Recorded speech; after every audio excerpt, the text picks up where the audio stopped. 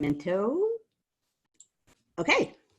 Well, hello to everybody out there. Welcome to History Matters. And so does coffee. I will explain for those of you who are new why my coffee cup is covered up, but that waits. You're going to be in suspense. So today we're going to be talking, as advertised on Twitter, about when political parties die. I'm going to be focusing on the Federalists, since that is a party I know very well. But you'll be hearing about things that parties do when they think they're losing political power, which is an interesting topic to discuss right now.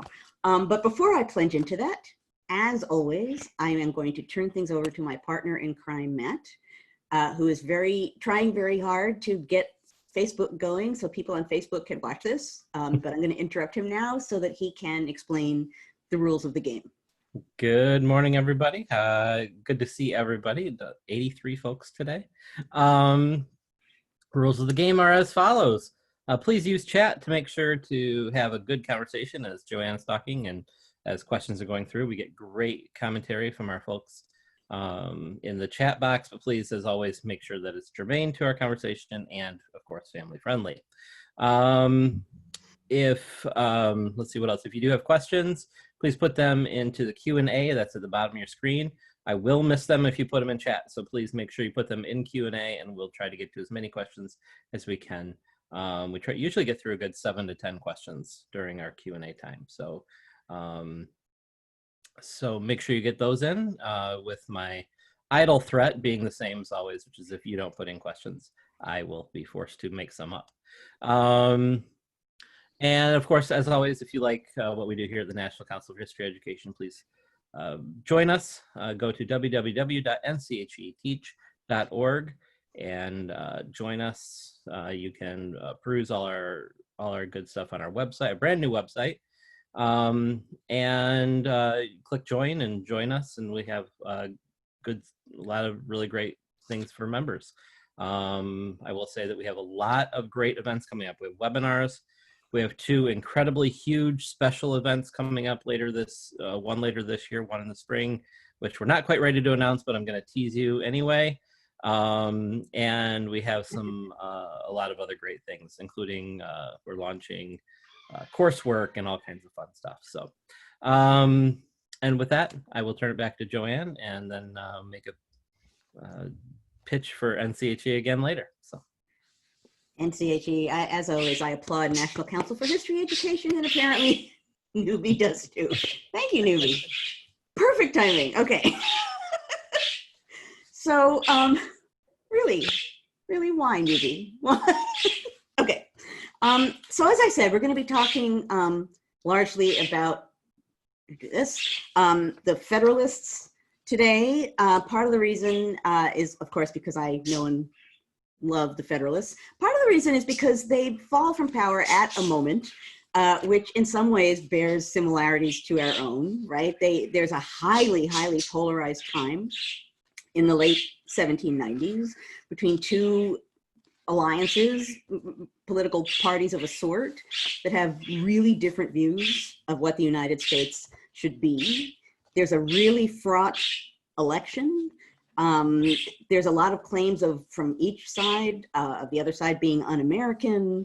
Religion is yoked into the picture. So it's a really fraught, polarized political time. You then have a really decisive election that has implications. And then you have a party that lost the election kind of wrestling with what it should be and what it should be doing.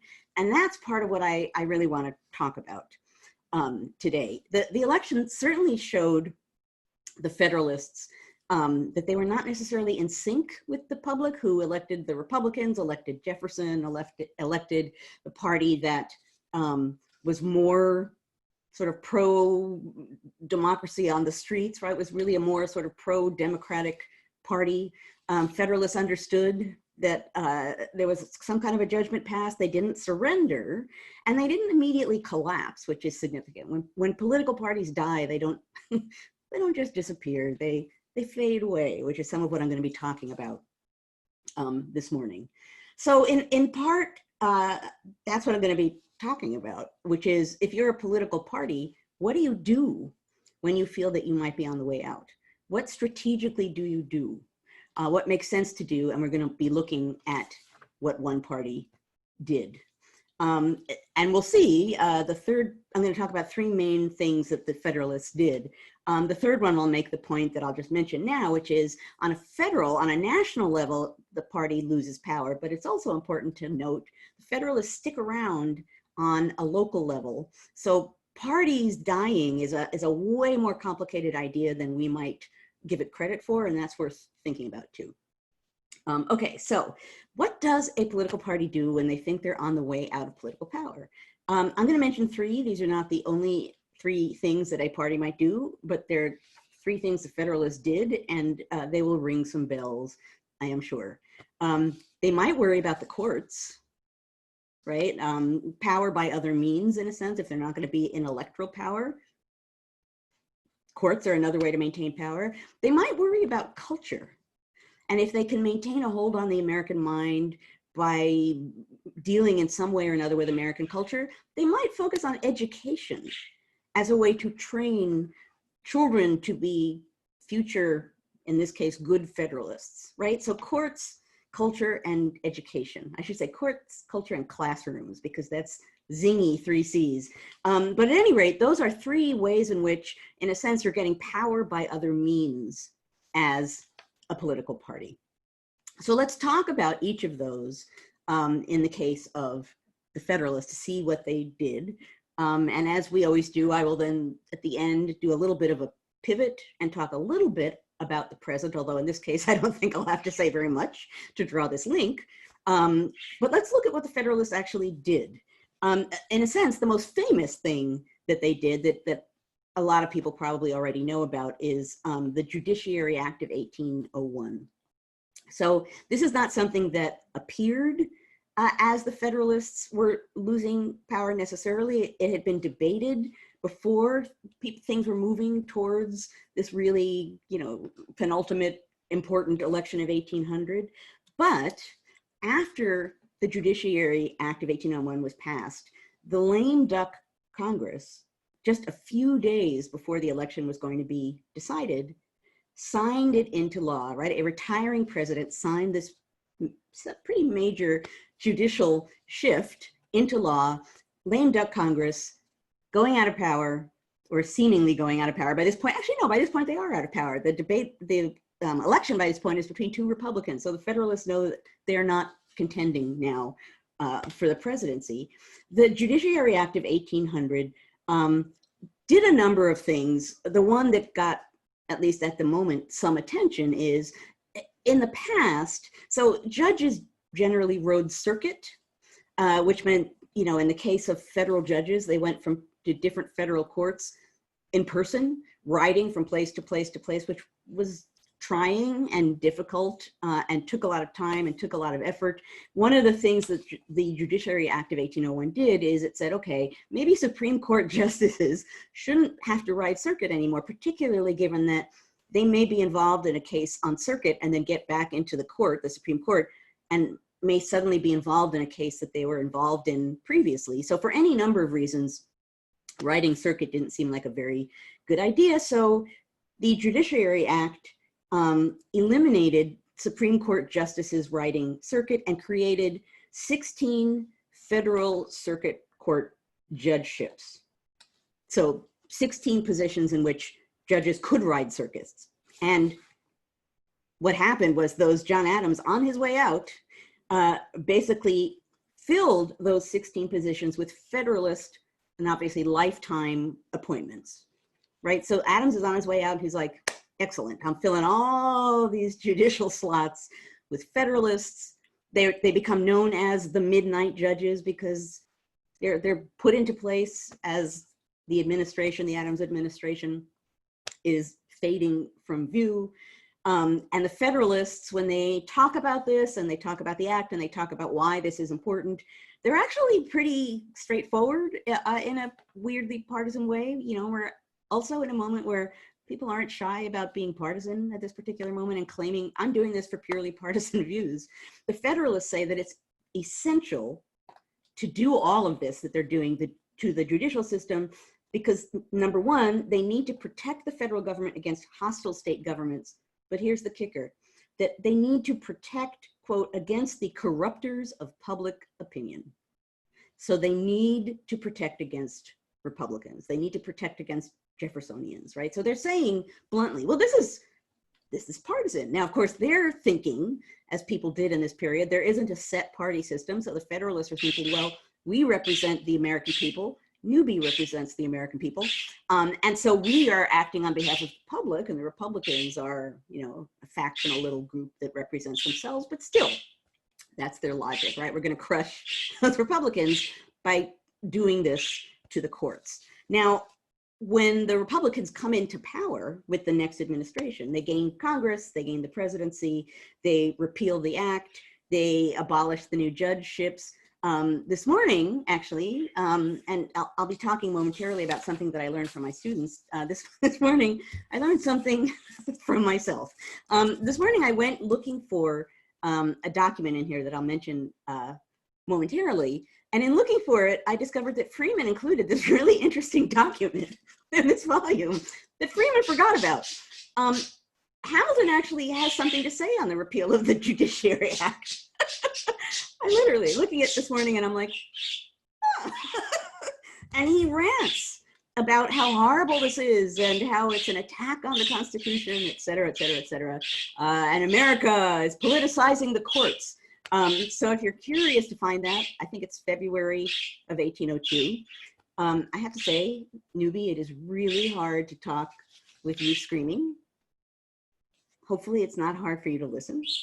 Newbie does represent the American people. Listen to me. At any rate, so one thing that the Federalists do, the courts, we can grab at the courts and we can maintain some power that way. Thing number two has to do with culture. And the Federalists position themselves rhetorically, but also in reality, they see themselves as the guardians of tradition and the guardians of heritage. In a sense, there's a conservative sort of bent to what the Federalists are doing. And a great example of this, and this is why I was looking in this morning, a great example of this is a suggestion Hamilton has in April of 1802. Which is fascinating because he's always pretty blunt. It's so on target with the Federalists saying, we better do something to grab culture. He says in April of 1802, you know, we just lost that election badly. Why did we lose that election? And he says, well, I think one of the main reasons is that the Republicans are really good at appealing to the vanity of the public. And he actually writes vanity in all capital letters. Vanity of the public, and we don't do that. So I think we need to do that, and I think there are ways we can do that. And he says, you know, I realize this isn't quite Federalist, and we tend not to appeal to the vanity of the public, but the fact is, the times demanded, and I have a way that we can grab the public and get them to our side. And it's kind of a cultural way of doing it. He suggests that there should be the creation of, and I want to be sure I get his terming of it right. He says he wants an association to be formed, quote, to be denominated the Christian Constitutional Society. And he says it's the reason it will be there is to support the Christian religion and support the Constitution. Now, a lot of things are fascinating about that, but one of the fascinating things about that is he's being very lawyerly and logical. He looks at the 1790s. He looks to see what the Democratic Republicans, the Jeffersonians, what they did to win. One of the things he sees that had power was the Democratic Republican societies, these groups of people who had great fervor and support for the French Revolution. They formed these societies. The societies communicated with each other. They got public opinion all riled up. They had an impact, right? And they ultimately were quashed, partly by Federalists and George Washington, but still, they were powerful. So Hamilton says, I know what we can do. Democratic Republican societies and the French Revolution was the real source of fervor. We're going to have Christian constitutional societies. So we'll use Christianity to get people all riled up. And in doing that, we'll force them to focus on the Constitution and support the Constitution. So he's deliberately mixing Christianity and the Constitution to get a sort of cultural and political pull on people. It's amazing. Whenever my students ask me about religion and its deliberate deployment in politics. That letter is a fascinating example of that. It's explicitly Hamilton using culture, religion to try and get the heart and soul of the public back to the Federalists. Someone just asked, is he linking the Constitution as dependent on Christianity? Not quite, but he's definitely linking support of Christianity with support of the Constitution and putting them in the same ground so that if you like one, you should like the other, I guess is more the way that I would put it. Newbie has so much to say. Okay, so culture, we talked about the courts, we talked about Hamilton doing this. It's not the only example, but to me, it's such a striking one. Christian constitutional societies, so on target. The third example I want to talk about for what the Federalists did, thinking they might lose power, has to do with education, or the third C, classrooms, right? So the Federalists also say, okay, we need to worry about education. We need to worry about training good future Federalists. What are we going to do about that? And that happens most explicitly at Yale, which is true. Connecticut remains, so the Federalist Party fades on a national level. It sticks around in Connecticut, known as the land of steady habits, for a long time. It's like a bastion of federalism. And in that bastion of federalism that is Connecticut, Yale stands front and center and sees itself as really explicitly there to train future Federalists. This is the example that I found through one of my students, and I'm going to come to that in a minute. So you have Federalists, particularly in Connecticut. There's one Federalist that says 4,000 schools in Connecticut are nursing children's wisdom and piety, right? Basically nursing children to be future good Federalists. So Timothy Dwight, he's the president at Yale, and he does his part to contribute to the training of future Federalists. He does a number of things, and this is what my student found. So my student wanted to write about Yale when Jefferson became president, and this is what he found. First of all, he found that there was one, I think, Republican faculty member who was ultimately just sort of driven out, right? His politics were wrong. He was attacked for his politics, and then he ultimately has to leave Yale. So clearly, faculty at Yale were expected to have the right politics. So in and of itself, it's pretty clear that Yale is saying, you know, if you're with us, if you're going to have an employment here, you better believe the correct kind of point of view. And there's, I guess, in the Yale records, the corporation records, is a record of this man, this faculty member, and him being accused of things and him defending himself. So that's pretty blatant. The other really interesting example, and this is the one that I find sort of wonderful and humorous, this former undergraduate student of mine found student notebooks from this time period, you know, so from 1802, 1803. And what was fascinating is one of the things the notebook showed was students attending a course in rhetoric taught by Yale president Timothy Dwight.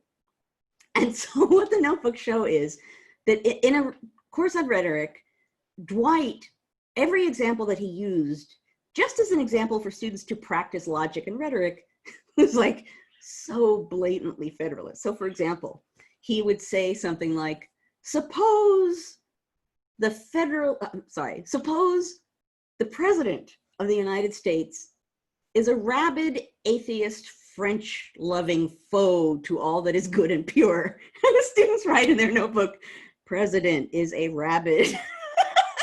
So he's like literally in every way he can getting the students to think the way he wants them to think. Now, unfortunately, we don't have replies from the students as to what they thought of these rhetorical examples.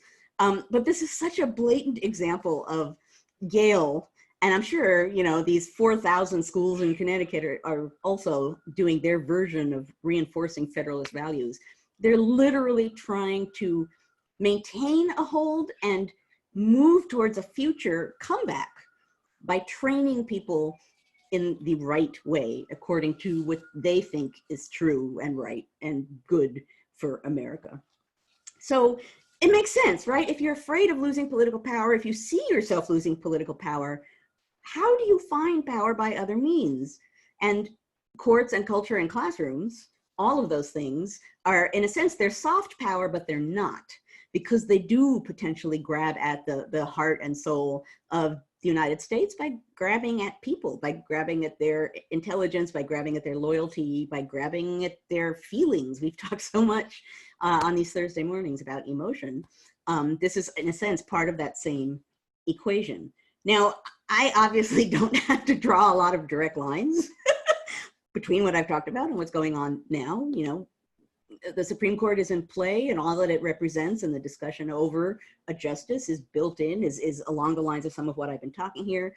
Education, just recently in the news, right? That what should we include in education? Who gets included in the story we tell about ourselves? Highly politicized, but a cultural battle for political purpose, right? That we're seeing that too. And I would say, you know, look around to see ways in which culture is being adapted to this purpose too. So, you know, every week I try and say, you know, now that we know this about the past, now be aware of X happening in the present. In a way, this week more than any other, I don't have to say that because it's pretty apparent. However, what I do want to say is, if nothing else, this brief conversation this morning should really make you think about some of the things you see happening around you that aren't as apparent as a Supreme Court justice or as creating a very specific narrative of American history. There will be, and are, other things happening around us that are going to have that same motive, that same intention about getting at Americans in ways other than straight political campaigning. That's always worth bearing in mind, keeping in mind, and thinking about, in the same way that we've said time and again, when someone throws rhetoric at you and you want to have an emotional response, to pause and breathe, because they very well may just be trying to make you have an emotional response, and it's better to think about it before having it. The same thing holds true here, which is look around and think about, as always, motives, intentions, impact, and that would be particularly true for people who fear are getting signs that they may lose political hold, or a political hold that they've taken for granted, or that they're particularly desperate to keep a hold on.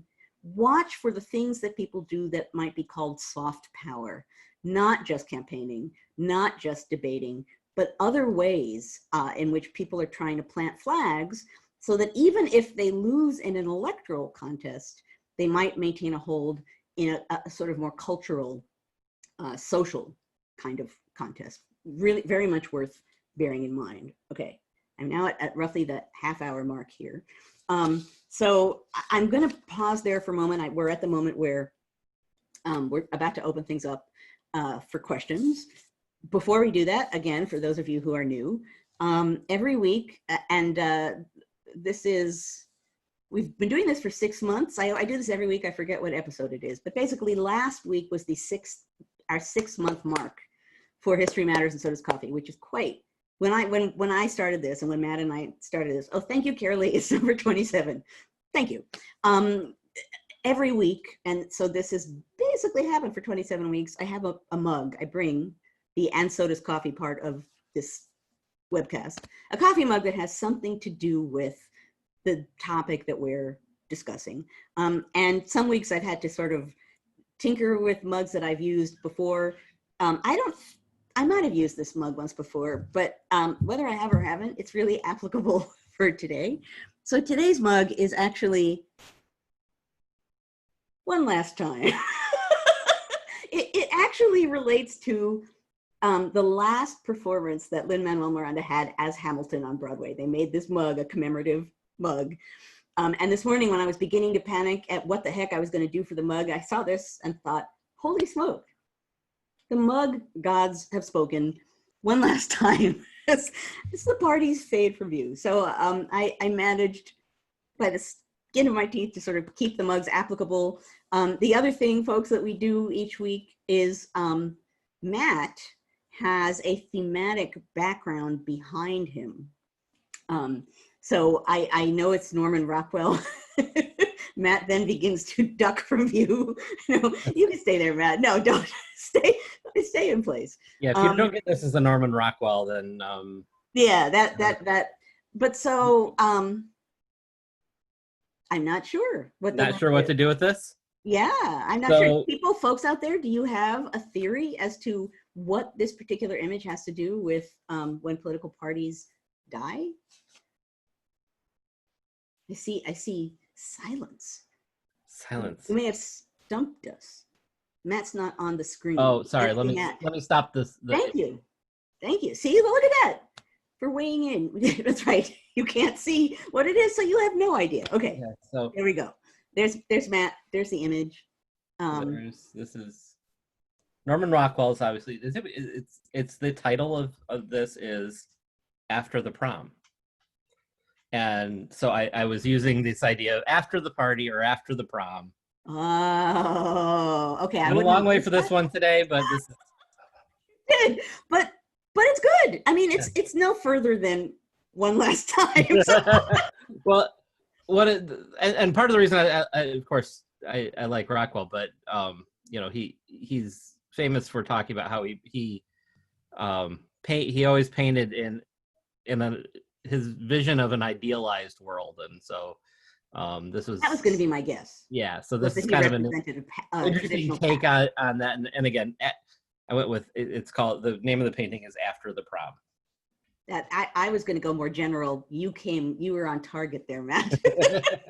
Oh, and the last thing I want to do before we move into Q&A, when I remember to do it, I bring along a book that either I consulted in preparing for our conversation, or that I happen to have on hand. And one that I did look through today is, and I'll hold it up here, Federalists Reconsidered, edited by Barbara Oberg and Daron Benatar.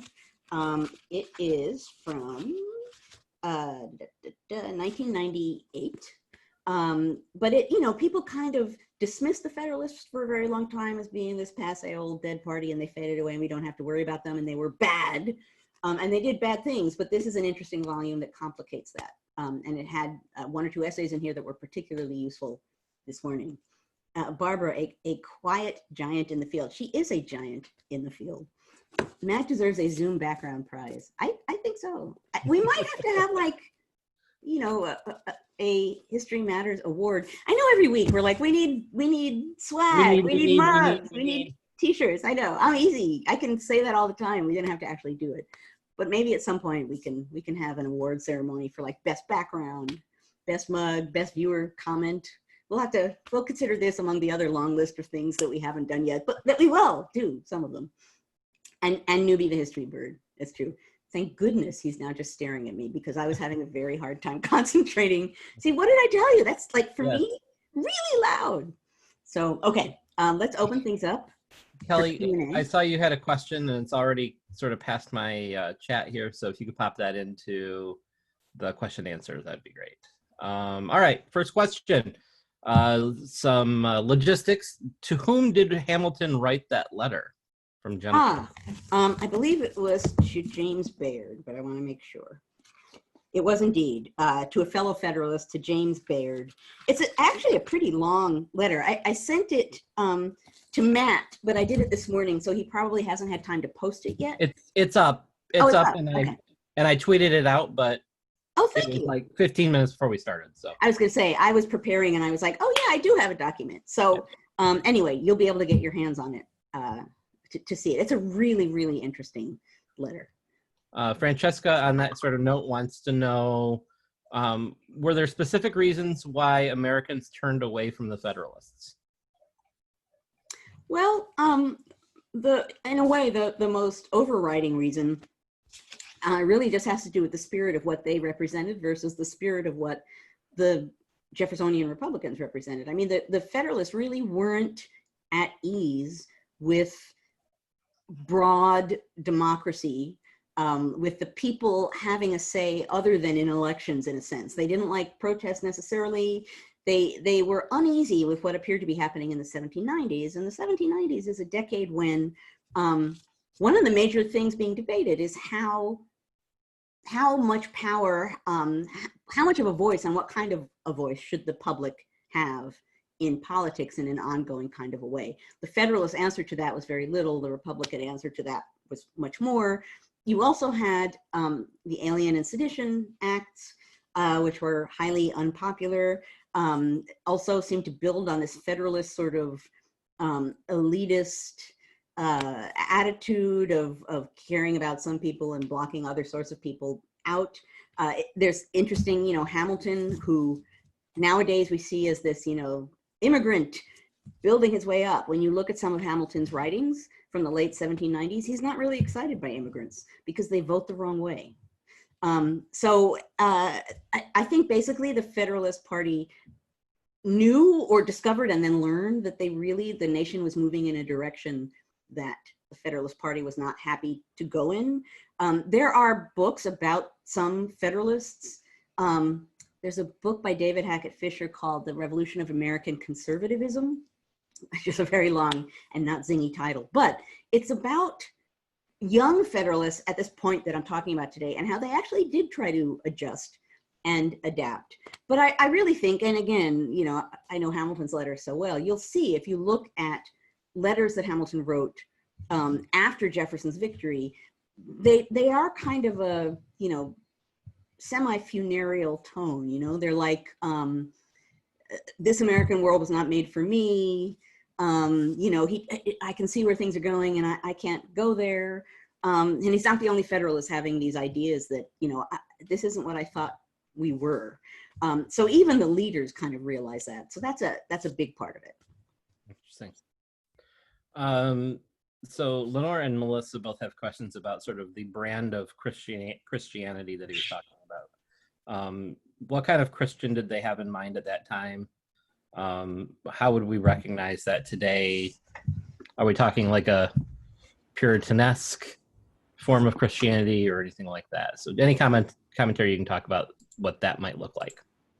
I don't think they were necessarily talking about Puritanesque. I mean, what I didn't go into detail about, but one of the things Hamilton was trying really hard, and in this sense, was forward-looking and practical in a way that other Federalists weren't necessarily being.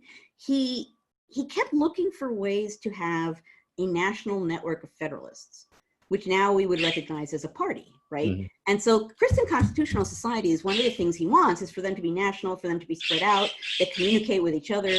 So he's not just thinking they're going to be in New England. He's not even just thinking necessarily of one kind of Christianity. The point of it is just to sort of rope loyalty and love for Christianity into support of the Constitution. He does the same thing a couple other times where he sees like there's a moment when Federalists, Society of the Cincinnati, Federalists from all over the country come together and he says, look, Federalists from all over the country, what if we organize this somehow? And then people can communicate with each other from one state to another about Federalist politics in an organized manner, and other Federalists don't usually take him up on that. So he's being pragmatic, and other people are not being necessarily seeing the pragmatism of that. Lee asks a great question here about the importance of courting public opinion, which you had mentioned. Is it relevant to note that the voting public was propertied white men? And I might even add to that, like what is the role of public opinion in terms, like how was the aim at just the propertied white men, or was it at sort of this broad, because we've talked in the past about sort of conveying public opinion in through the pubs and town squares and things like that with people who were not necessarily voters. Right. And I get a very historian answer. But I do think they are in a practical way primarily focused on elite or generally elite-ish, white men, and by elite I mean of a certain level of property. But yeah, white men and their view and their vote and their support. But as we've talked about in the past, there are any number of ways in which any number of other kinds of people are taking part in politics. And we've talked about this a little bit before too, I think. They understood that public opinion mattered enormously in a republic, but they never were quite sure on how to define that public. It's one of the things I find really interesting about this time period is them trying to figure out who the public is and how you get their opinion. Sitting in taverns, and listening to what people are saying, looking to see newspapers that are sitting in people's homes. So although white men of a certain level of property are the main audience, I don't think you can assume that they are the only audience. And I've mentioned before Rosemary Zagari's book, revolutionary backlash, on the backlash against women and political power after the revolution. But that book contains other examples of ways in which women are within the political scene, even if they don't have suffrage, except in New Jersey. So that's a sort of both-ish answer. I'm going to mispronounce this completely. Inger, I hope that's correct. There's a quote here which I think is attributed to George Washington, which is, however, political parties may now and then answer popular ends. They are likely in the course of time and things to become potent engines by which cunning, ambitious, and unprincipled men will be enabled to subvert the power of the people and to usurp for themselves the reins of government, destroying afterwards the very engines which have lifted them to unjust dominion. Is the quotation. George Washington on political parties. When did the idea of a political party become mainstream? Excellent question. And so what's worth starting with in that answer is, I was just talking about this actually with my undergrads yesterday, actually. It seems naive for this group of, founder-esque folk to assume that you can have a government without political parties. That's because, of course, we have a two-party system, or something of a two-party system, a bedraggled, whatever you want to call it nowadays. We assume that a two-party system is the norm, and they didn't. They really thought that in this new government, in this small R Republican government, different interests would bang against each other, and in that sort of debate and compromise and argument would come some kind of a decision that represented a compromise. So they didn't expect peace and harmony, but they didn't expect organized parties. The idea that there would be a nationally organized anything in this time period was a little bit of a stretch. So they don't think organized political parties on a national level are quite possible. And they don't think it's good. They define a political party basically as a group of men who are gathered together and organized to benefit themselves and not the general good. We could argue about whether that's an accurate way of describing a political party or not, but that actually is how they understood party. They didn't think it was a good idea. That lasts through the 1790s. Jefferson comes in as president. We're all Federalists, we're all Republicans. The seeming suggestion being, now we can calm things down and we won't have that kind of party combat. And then you get the era of good feelings. Seemingly you don't have that kind of party conflict. But when you look at people actually promoting parties as good, there's Martin Van Buren writes a pamphlet, but you didn't expect to hear Martin Van Buren this morning. Martin Van Buren writes a pamphlet at an early point, and he, of course, is big in the rise of Jackson, and that's a real political party. And he writes a pamphlet, and the name escapes me right now. And of course, it escapes me right now. Newbie, what's the name of this pamphlet? In which he says, actually, political parties, they might be good. Like, think of all the good things that political parties do. Now, of course, he's a guy who's promoting them, and the rise of Jackson represents this major discovery about the power of party in connecting people and networking people and getting them in with a sense of like loyalty and connection. But it's around that time. It's Jackson and Van Buren. I know you don't like Andrew Jackson, Newbie. I'm really sorry. He is like going bonkers. At any rate, it's around the time when parties start to come into view that people are also logically enough thinking about the fact that they might be good, which makes sense because you can see no one expects Martin Van Buren. I'm sorry about that, Martin Van Buren. That people, it's not until they begin to rise that people can see their point. Other than that, they seem scary, which explains part of the 1790s because people see things that look remarkably like parties and they're alarmed by that because it seems that something must be wrong. Martin Van Buren needs a mug. I do not have a Martin Van Buren mug. I can promise you that. I don't think Martin Van Buren's grandchildren have a Martin Van Buren mug. That's probably true. Okay. Sorry. No, it's probably true. I'm a conversation killer, don't mind me. Carolee, good question here. How religious was Hamilton? did he just use religion as a political tool, or because Jefferson used religion strategically, or was it a deeply held faith, or somewhere in between? I'm going to be such a historian. Somewhere in between. No, but actually, I would say there's more evidence to suggest that at the start of his life, he thought about religion, and at the end of his life, he thought about religion, and in between, there wasn't so much thought. So when he first gets to New York and he's in college, people note that he seems to be, thinking about religion. I don't think they think he's a fanatic, but he is professing his principles. People note it about him. At the end of his life, when he's, actually when his son Philip is killed and his party seems to be fading away, he begins writing these letters to Elizabeth. The world is growing dark. These really depressed and depressing letters, and he turns back in some ways to religion, or at least to some degree in those later years. So for most of his life, I don't think he's thinking about it a lot. But when he's thinking about it, I think he meant it. The historian answer.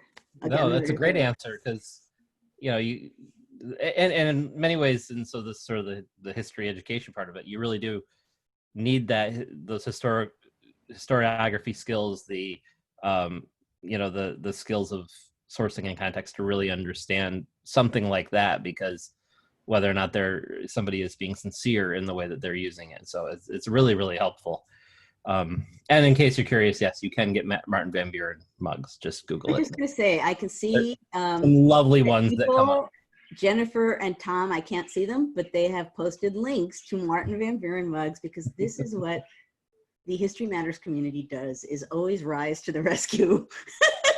So thank you. If anyone wants a Martin Van Buren mug, I might even look them up myself. Now, this is from James Stewart, which is messing with me just a little bit, because I have a cousin named James Stewart who goes by Jay. So I don't know that this is actually my cousin. I think it's probably not, but because he's not in the history biz. But Professor Freeman, do you know of any other examples of college students getting political instruction? And was this used in schools for younger children or at home as part of Republican motherhood, quote unquote? I wonder if William and Mary students were more Republican with their connections to Jefferson. Well, as far as in this time period, it's certainly possible that there would have been more of that. I mean, as I said, as far as federalism goes, Connecticut was the stronghold, and Yale was the stronghold of the stronghold. I mean, I didn't even know about those really specific, the notebooks and the rhetoric class, until a student found them, those notebooks. So I wouldn't have had that very specific example in my brain without my undergrad. I'm sure that there was, in a variety of different ways, in a variety of different places, a religious component to schooling, and it would have differed depending on where you were, and it would have differed, north and south, and I can't speak with precision about that. But in this time period, I would say, yeah, there would have been other ways in which that's true, but I don't know the degree to which that necessarily would have had a political motivation in the way that what if you have a president who's a rabid anarchic lover of the French Revolution who's going to destroy America? That's a pretty direct political motive there, to say the least. Yeah, there's no subtlety there. No subtlety there. Laura asks, again, another fantastic question here. If a dying political party's death is gradual and not sudden, how are citizens to become aware of the ways the party may be trying to secure its legacy through the 3 C's? What are some of the red flags, I think is what Laura's getting at. Well, I mean, I think this is going to be simplistic, but I think it's part of the answer. It has to do with energy level and effort level, right? It's one thing to have a general debate over what counts as education. It's another thing to form a national commission to declare, or to ban things or to insist on things on a empowered level. So, you're right. Parties don't collapse, or usually don't collapse immediately. But the deliberateness and the method and the impact of some of their efforts, I think you have to think about that, not just the fact that, because I think you're right. What's underneath that question is all political persuasions have an interest in some way or another in education and culture and any number of other things. And you're right that that's true throughout time. But, you know, I think there are times, particularly when politics is really partisan, that the efforts become very targeted and very deliberate. And I think that's a sign of a moment to step back and think about what's being done and why it's being done, or even if it's not being done, why it was suggested, right? Why was that? So it might seem like a crazy suggestion, and that's actually a particular moment to ask yourself, why was that crazy suggestion made if it can't ever really happen? Kind of like rhetoric meant to get your emotion. What is that suggestion meant to do to your thinking? That's fantastic. I always think about, one of the questions I always ask is this meant to, whatever the action is this meant to restrict freedom or to enhance freedom? Like a person's freedom. And that's a question I tend to start with too, is, although that's a complicated question, right? Right, it's a complicated question. That's why I like it, is because you're forced to think about not just motives but context and all that. And I don't mean that just in today. I mean in a historical sense too. When you look at the formation of HUAC, for example, which, you know, you could argue on the surface, in a superficial way, was meant to make freedom, or American freedom, you know, more widely available, but that's really not what the purpose was. And so for me, that's always been a really good way to generate conversation with myself. And as we all know, it's wonderful when you talk to yourself. It's just not as good when you answer. Be sure to tip your waitresses, folks. I'm here all week.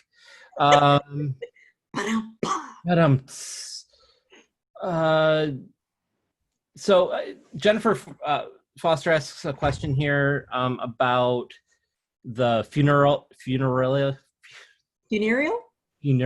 thank you, tone of the post-Jefferson Win letters, and wonders, and she asks, is that similar to what's going on sort of with the Lincoln Project these days? And as we all know, we're not trying to talk about politics in this particular show, so I'm just going to slightly reframe the question as, does that tone sort of reflect other efforts in history that you might be aware of, where parties may be starting that decline, either in power or ultimately to end them? Well, I think there's, I'm going to say the word again. I think there are different kinds of funereal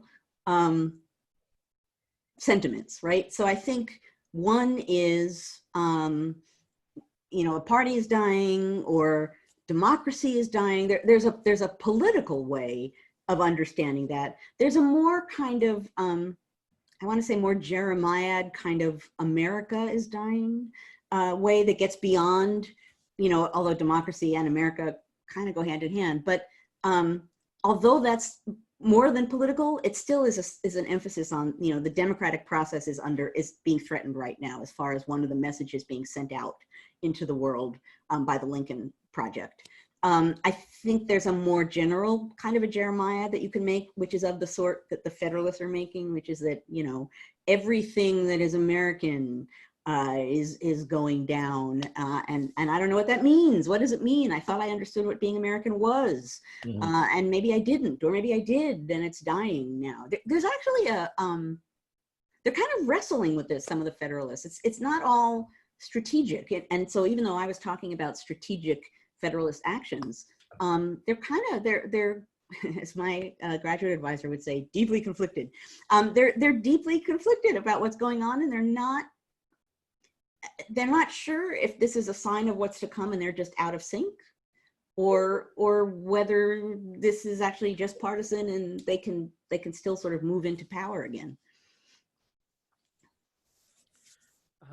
So I think we're starting to get close here, so I'm going to ask maybe one or two questions. This one I think you could probably riff on for a while, just given your expertise, and I think it's something that the audience would be really interested in. So, if you could analyze why the Federalists faded, this is from Tom. If you could analyze why the Federalists faded, is a large part due to the personalities of Adams and Hamilton, or did the party's views diverge from the majority of the people? And you talked about the second question a little bit, but this personalities issue, I think, is important, but also relevant to what we're talking about today. So could you talk a little bit about that? Sure. And I think, as you just suggested, Matt, that the main answer to that is that the nation diverged from the Federalist vision of what the nation should be. But in electoral politics, and especially national electoral politics, personalities matter too. And yeah, it was a problem that John Adams, the president running for re-election, and Alexander Hamilton, a national leader of the Federalist Party, really didn't like each other. And Hamilton, brilliantly, he didn't like Adams. He didn't want him to be president. He wanted the Pinckney running, Charles Pinckney running for, I just get Charles and Thomas Pinckney confused. The Pinckney running for vice president. He would be a better president to Hamilton because he liked Pinckney and he could work with Pinckney. So he writes this brilliant pamphlet attacking John Adams, his own party's main presidential candidate, and then at the end saying basically, but vote for him. We should vote for him. And obviously he thought somehow or other that would remove enough votes for Adams that maybe Pinckney would win. It was a really bad idea. It was just a bad idea. I think I've talked before that I have a collection of dumb things Hamilton did, and it's like the Adams pamphlet and the Reynolds pamphlet and stuff on the duel. You can have a big collection of dumb things Hamilton did. That pamphlet wasn't wise, but the fact is, as that question is suggesting, the antipathy between Adams and Hamilton certainly mattered to leading Federalists and divided the party.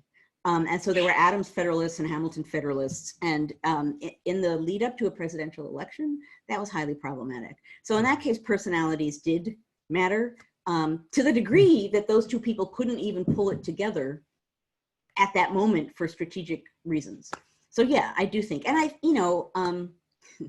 this is like, to say the least, Hamilton always had a problematic personality and never filtered himself very effectively. And, I sometimes say, Jefferson was a good politician and Hamilton was a bad politician, and people kind of like, you could see the question mark above their head. What? But Hamilton wasn't good at delegating responsibility. He wasn't good at filtering himself. Jefferson was. And I think that makes for a good politician. And this is another example that the things that served him well on the way up are some of the things that really destroy him and help to destroy his party. He's not responsible for that. But the division of the party at that key moment and the way personalities play into that is a major thing. And we're at 10:58. Do you want to try to sneak one more in here? Sneak one in. All right, let's sneak one more in. Let's see here. So I'm gonna go back to Jennifer for one more question, which is a really interesting historical question. What would make the early leaders of the American Republic think that they would be immune to the development of political parties when they had been part of the English system for at least 100 years before the Revolution?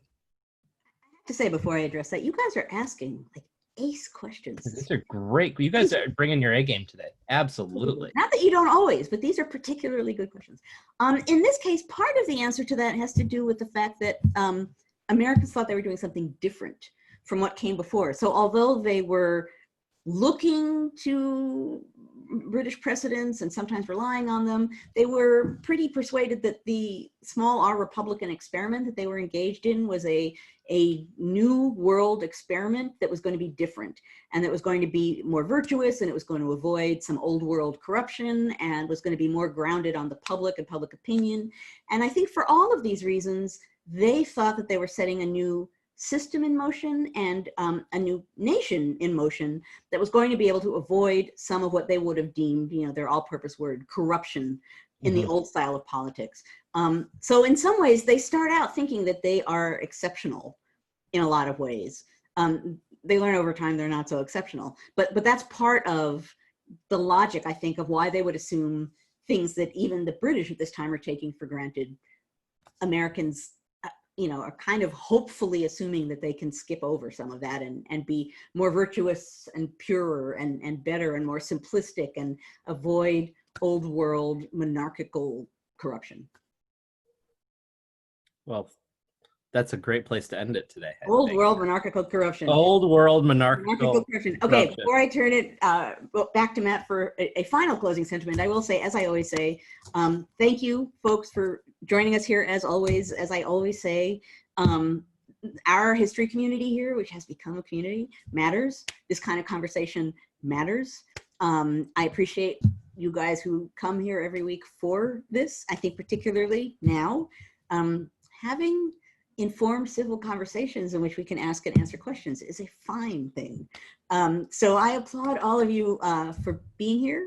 And I encourage all of you to come next week. I have no idea, given that every hour of every day, the news changes. So I don't know what I'll be addressing next week.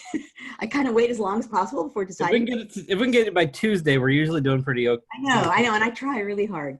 But at any rate, I hope you folks, I will see you all next week, and I will come up with a topic, and I will come up with a mug. And yes, for those of you again who haven't been here before, in a moment we will begin the after party, at which point we are no longer recording and we're just having a more informal conversation. But first, Matt, a last word about NCHE before we after party ourselves. Yes, thank you everybody. And if you do enjoy what we do here at NCHE, please go to our website, www.ncheteach.org, and check us out. Find out all the great stuff, resources, webinars, become a member, doing some great stuff. So, and as always, follow us on social media. We are at History Ed on Twitter and NC4HE at the number 4 HE at on Facebook.